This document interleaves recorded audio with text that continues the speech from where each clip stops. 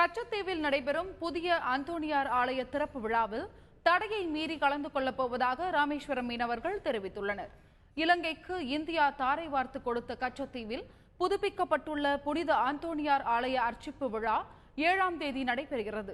இதற்கான ஏற்பாடுகள் முழுவீச்சில் நடைபெற்று வரும் நிலையில் தமிழக மீனவர்கள் இதில் கலந்து கொள்ள அனுமதி இல்லை என்று தந்தி டிவிக்கு அளித்த தகவலில் மத்திய வெளியுறவுத்துறை செய்தி தொடர்பாளர் விகாஸ் ஸ்வரூப் தெரிவித்துள்ளார். இதற்கு கண்டனம் தெரிவித்துள்ள ராமேஸ்வரம் பகுதி மீனவர்கள் தடையை மீறி விழாவில் பங்கேற்க போவதாக அறிவித்துள்ளனர். இப்போ புதிய கோயில் கட்டுறதுக்கு அவங்க இலங்கை அரசா கட்டியிருக்கிறாங்க கோயிலை. அதற்கும் நாங்கள் எதிர்ப்பு தெரிவித்தோம். இரு நாட்டு மீனவர்களும் இரு நாட்டு மக்களும் சேர்ந்து அந்த கோயிலை கட்டணும்னு சொன்னோம். அதையும் மீறி அவங்க கோயில் கட்டியிருக்காங்க. இப்போ அதை திறப்பு விழாவே நாங்கள் தான் அந்த திறப்பு விழா கொண்டாடுவோம்னு சொல்கிறாங்க.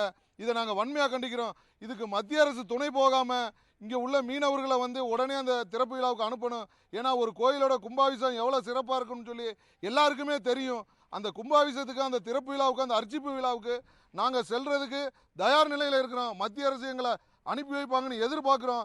அப்படி அவங்க எங்களுக்கு அனுமதி மறுக்கப்பட்டாலும் நாங்கள் தடையை மீறி போவோம். போர்க்காலங்களில் கூட நாங்கள் அனுமதி இல்லாமல் நாட்டு படகுலையும் சிறிய படகுலையும் அந்த கச்சத்தீவு புனித அந்தோணியார் கோயில் திருவிழாவில் நாங்கள் கலந்துருக்கோம். அதே மாதிரி தடையை மீறி அனுமதி இல்லைனாலும் நாங்கள் கச்சத்தீவு புனித அந்தோணியார் கோயிலுடைய அர்ச்சிப்பு விழாவில் கலந்துக்குருவோம். யாருனாலும் எங்களை தடுக்க முடியாது.